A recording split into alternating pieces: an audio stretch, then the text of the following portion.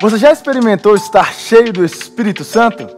Pois é sobre isso que falaremos hoje.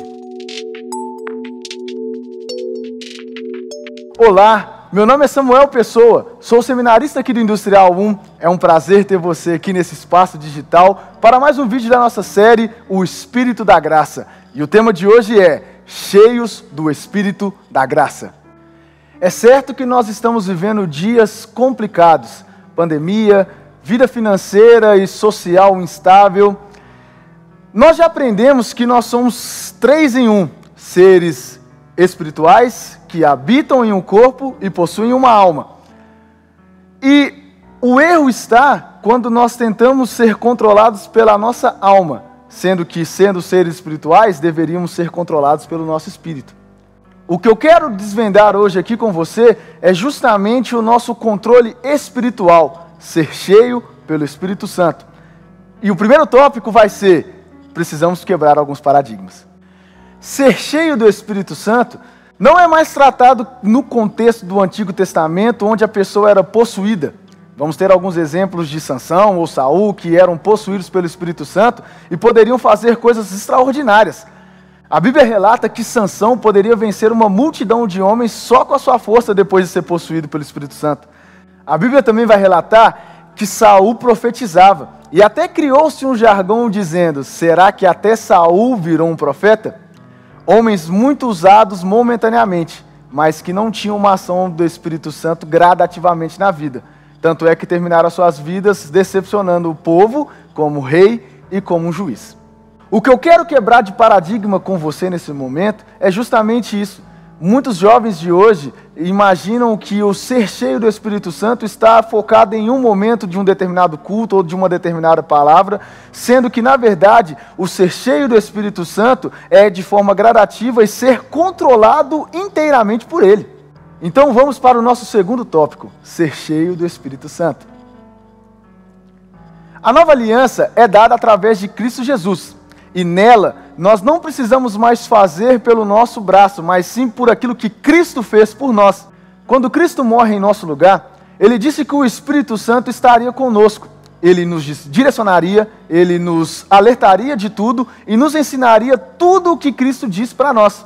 Logo, entendemos que o Espírito Santo estaria conosco, fazendo morada em nós e nos ensinando como caminhar diariamente, entendendo que a ação do Espírito Santo não é mais momentânea, mas sim um ato contínuo da obra de Jesus na cruz. Entendemos também que a ação do Espírito Santo não é mais tomada por possessão, como acontecia com Saul ou com Sansão. A verdade, a ação do Espírito Santo é de forma contínua. Ele habita em nós, somos seres espirituais e Ele nos ensina tudo o que precisamos. A Bíblia também vai relatar sobre homens que foram usados pelo Espírito Santo, não de forma momentânea, mas sim o Espírito Santo habitava neles e eles eram cheios do Espírito Santo. Repito para você, eles não estavam cheios do Espírito Santo, eles eram cheios do Espírito Santo. Confira comigo. A Bíblia vai dizer lá em Atos 4:8, quando Pedro vai se levantar para falar o seguinte: e Pedro, cheio do Espírito Santo. Pedro não estava cheio do Espírito Santo. Pedro, cheio do Espírito Santo. A Bíblia também vai nos contar sobre a escolha dos diáconos nos problemas das viúvas. Eles dizem assim: escolham um homem entre vós, cheios do Espírito Santo. E também temos o exemplo de Estevão. Estevão, um homem cheio da graça de Deus. Entendemos que o Espírito Santo já não nos conduz de forma momentânea, mas sim estamos cheios pela ação de Cristo na cruz. Quando estamos cheios do Espírito Santo, nós caminhamos no propósito, o propósito de Jesus na cruz, o propósito de toda a humanidade. E caminhar no propósito é velejar a favor do vento. Quando nós não estamos cheios do Espírito Santo ou aplicamos a ação do Espírito Santo de forma momentânea, nós não caminhamos segundo o propósito e somos como um barco que veleja contra o vento do Espírito Santo. Se eu puder te dar um conselho nessa noite seja o barco que veleja a favor do Espírito Santo, a favor do vento do Espírito da graça, que te conduz a coisas maravilhosas, a coisas grandiosas, a coisas que você, por si só, não consegue conquistar. Mas o Espírito Santo está contigo, te fazendo crescer, te fazendo avançar e te transformando para ser alguém melhor. Vamos para o nosso terceiro e último tópico. Como ser cheio do Espírito Santo? Ou quais as práticas que eu posso aplicar para ser cheio do Espírito Santo? Abra comigo rapidamente em Efésios 5, 18 ao 21. Vamos ler. Não se embriaguem com vinho, pois ele os levará ao descontrole. Ao invés disso, sejam cheios do Espírito Santo, cantando salmos, hinos, cânticos espirituais entre si e louvando o Senhor de todo o coração com música.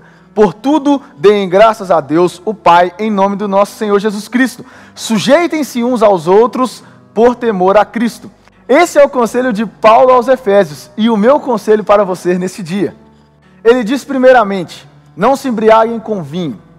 E aqui nós podemos entender que o problema não é o vinho em si, não é a bebida em si, mas sim a influência. Se embriagar com vinho é estar debaixo da influência do vinho. Paulo está trazendo um conselho sobre a vida desregrada e descontrolada. Estar debaixo da influência do vinho é uma vida fora do controle. Então, se Paulo diz que uma vida debaixo da influência do vinho é uma vida fora de controle, nós temos que entender que nós temos que caminhar para uma vida dentro do controle. Dentro do controle do quê? Dentro do controle do Espírito Santo. Estar debaixo da influência de qualquer coisa, seja vinho, seja drogas, ou qualquer coisa que te tira de fora do controle, não é o ideal para o propósito estabelecido por Cristo na cruz. Lembrando também que os nossos sentimentos fazem parte dessa noção. Nós também não devemos ser controlados pela nossa alma. Lembra? Nós temos que ser controlados pela ação do Espírito Santo. E às vezes os sentimentos tentam nos sufocar de tal forma que nós acabamos sendo controlados e ditamos o ritmo da nossa vida de acordo com os nossos sentimentos. Mas isso é caminhar fora do propósito também. Devemos ser controlados e influenciados inteiramente e unicamente pela ação do Espírito Santo. Como diz Paulo lá, antes sejam cheios e influenciados e se embriaguem pelo Espírito Santo. Aqui nós entendemos tudo isso que eu acabei de falar. Estar debaixo, não da influência de qualquer coisa, mas debaixo da influência do Espírito Santo. E como nós fazemos isso? E o que isso evidencia em nós? Vamos entender. Ele diz, louvando primeiramente a Deus, cantando salmos, hinos, cânticos espirituais entre si e louvando o Senhor de coração com música. Aqui Paulo reconhece o princípio do louvor na vida do ser humano. Entendemos que uma das evidências do controle espiritual é justamente o louvor a Deus. Nós entendemos que tudo vem dele, tudo é para ele e tudo é por ele. E logo, por esse entendimento, nós entregamos todos os nossos louvores, tudo que nós temos, tudo que nós somos, controlados pelo Espírito Santo. O princípio do louvor é uma evidência forte da ação do ser cheio do Espírito Santo. Outra evidência que podemos trazer nesse dia é a vida de agradecimento. Paulo diz lá, por tudo deem graças a Deus, o Pai, em nome do nosso Senhor Jesus Cristo. A marca do Evangelho é a graça. A marca do Evangelho é a gratidão. Cristo se entregou por nós de graça. E logo nós devemos ter gratidão por isso, porque nós não somos merecedores. E sempre que nós não somos merecedores de algo, mas mesmo assim nós temos, nós devemos ser gratos. Devemos ser gratos não só pela ação de Cristo, mas por poder servi-lo aqui na terra e por poder também servir os nossos irmãos, poder também servir a toda a nossa comunidade, transformando a nossa vida social. E o serviço é justamente a última parte do conselho de Paulo e a última parte que nós aprenderemos nesse dia. Ele diz lá, sujeitem-se uns aos outros por temor a Cristo. O último princípio que eu quero trazer nesse dia é justamente esse do serviço, de se sujeitar, de estar debaixo da ação do Espírito Santo, servindo uns aos outros e servindo a Deus. Ele diz, amar a Deus sobre todas as coisas e ao próximo como a nós mesmos. Entendemos que ser cheio do Espírito Santo é o que nos completa, amando a Deus sobre todas as coisas, amando Cristo por aquilo que Ele fez por nós, e amando os nossos irmãos e servindo a todos em comunidade. Assim nós crescemos e assim nós nos desenvolvemos como corpo de Cristo. E aí, você pegou os princípios dessa palavra? Entende, na verdade, o que é ser cheio do Espírito Santo? Pois é, então eu quero te convidar a curtir esse vídeo primeiramente e depois compartilhar aí nos comentários aquilo que você entendeu, aquilo que Cristo falou contigo nesse momento, ou às vezes um testemunho da ação do Espírito Santo na sua vida. Compartilha aí. Um grande abraço e que você fique ligado nos nossos próximos vídeos para que Deus continue falando com você intensamente.